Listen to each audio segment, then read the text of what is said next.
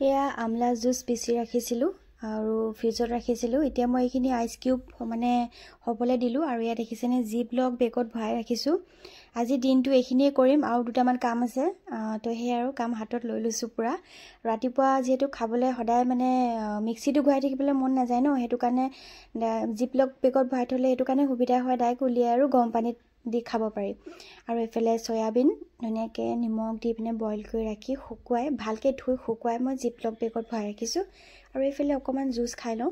আৰু ৰাতিপুৱা একো খোৱা নাই যিহেতু, এতিয়া বাজিছে 11টা। মানে এইখিনি কামখিনি শেষ কৰিহে খাব পাৰিম আৰু বহুতখিনি কাম আজি হাতত লৈছোঁ। আৰু এইফালে অকণমান জুচ বনাই ৰাখিলোঁ। এইখিনি হৈছে আপোনাৰ, মই পাহৰিছোঁ দেই, কমলা আৰু গাজৰ, অকণমান ডালিম আছিলে নেকি, আৰু আদা আমলখি তেনেকৈ। আৰু এই বিলাহী এইখিনিও ভৰাই ৰাখিছোঁ জিপ-লক বেগত ধুনীয়াকৈ পেষ্ট বনাই। আৰু কেতিয়াবা বিলাহী এটা আকৌ মানে বহুত দিগদাৰ হয় কাটি আকৌ মানে দিবলৈ, বিলাহী বহুত বেয়া হৈ যায় যিহেতু লোকচান হয়, সেইটো কাৰণে এনেকৈ ৰাখিছোঁ। আৰু এয়া বিট মই অকণমান জুচ খাই ল'লোঁ লগতে, আৰু এইখিনি ৰাখিম এতিয়া আইচ কিউব কৰি ৰাখিম, যেনেকৈ আমলাখিনি কৰি ৰাখিছিলোঁ তেনেকৈ। কেতিয়াবা বিটো মানে জুচ খাবলগীয়া হয়, বা এইটো মানে বহুত সুবিধা হয় আৰু ধৰি লওক ৰাতিপুৱা ভাগদৌৰ হয় ন কামৰ মাজত, তো সেইটো কাৰণে আৰু ডাইৰেক্ট উলিয়াব আৰু কুহুমীয়া গৰম পানীৰ লগত খাব। আৰু সেই তেনেকৈ মই গোটেইখিনি ৰেডি কৰি থৈছোঁ, কাৰণ মোৰ সদায় পিচি থাকিবলৈ মন নাযায়, মিক্সি ঘূৰাই থাকিবলৈ, আৰু সময়ো নহয় হাতত, সেইটো কাৰণে। আৰু তাৰ কাৰণে বস্তু বেয়াও হৈ যায়, খোৱাও নহয়, সেই বহুত বস্তু লোকচান হৈ যায় তেনেকৈ আৰু। তো সেই আৰু এতিয়া এনেকৈ দেখিছেনে জিপ-লক বেগত ভৰাই ৰাখিছোঁ আইচ কিউব কৰি। এতিয়া ইয়াৰ পৰা মই লাহে লাহে এটুকুৰা দুটুকুৰা তেনেকৈ আৰু খাম ডেইলি মৰ্ণিঙত। আৰু এয়া এতিয়া নহৰু আদাও পেষ্ট বনাই ৰাখিছোঁ, কাৰণ এইটোতো চবচে ডাঙৰ কাম। আৰু এইফালে চাটনি বনালোঁ, গ্ৰীণ চাটনি।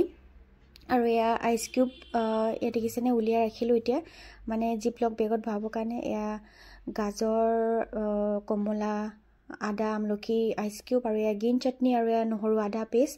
আৰু এইখিনি আদা মানে বেয়া হৈ যাব বুলি মই এয়া ৰুকি পিনে ধুনীয়াকৈ এতিয়া জিপ-লক বেগত ভৰাই থ'ম, কাৰণ মোৰ চবচে বেয়া হোৱা বস্তুটো হৈছে কিটচেনৰ বিলাহী আৰু আদা। এইকেইটা বস্তু খুবেই মোৰ বেয়া হয়, সেইটো কাৰণে মই আদাটো এবাৰ লোকচান নকৰোঁ। আৰু চাহত যিহেতু কেতিয়াবা খাবলৈ মানে আকৌ ধুই আকৌ খুন্দা, এইটো মানে বহুত ডাঙৰ কাম, সেইটো কাৰণে মই ভাবিলোঁ এনেকৈ বেষ্ট, ডাইৰেক্ট ফ্ৰিজৰ পৰা উলিয়াই চাহত দি দিম আৰু উপায় নাই। আৰু ইয়াৰ ফ্ৰুটছখিনি ধুনীয়াকৈ ফ্ৰিজত ভৰাই ৰাখিলোঁ। আৰু এয়া দেখিছেনে এইখিনি মই এতিয়া ফ্ৰিজত এনেকৈ ভৰাই ৰাখিছোঁ। এইফালে আদা, এইফালে গ্ৰীণ চাটনি, নহৰু আদা পেষ্ট, বিলাহী আৰু চয়াবিনটো বহুত দৰকাৰ হয় কেতিয়াবা ইভিনিং কিবা এটা স্নেক খাবলৈও, তো সেইকাৰণে মই এইবিলাক ৰেডি কৰি ৰাখিছোঁ। আৰু এইফালে আইচ কিউব, আমলা, নেমু, বিটৰুট সকলোখিনি আছে তাতে, খালি হালধি নাই, মই কেঁচা হালধি নাপালোঁ, সেইটো কাৰণে। আৰু এয়া চব্জিখিনি প্ৰথমতে মই ধুনীয়াকৈ ধুই ফেনত শুকুৱাই মোহাৰি মেলি ভালকৈ ফ্ৰিজত ষ্ট'ৰ কৰি ৰাখিছোঁ। আৰু এয়াই আছিলে আজি ভিডিঅ'টো, আৰু বেছি দীঘল নকৰোঁ আৰু ভাবিলোঁ শ্বৰ্টকৈ বোলো ভিডিঅ' এটা বনাওঁ, মইনো কেনেকৈ বস্তু ফ্ৰিজত ষ্টক কৰি থওঁ।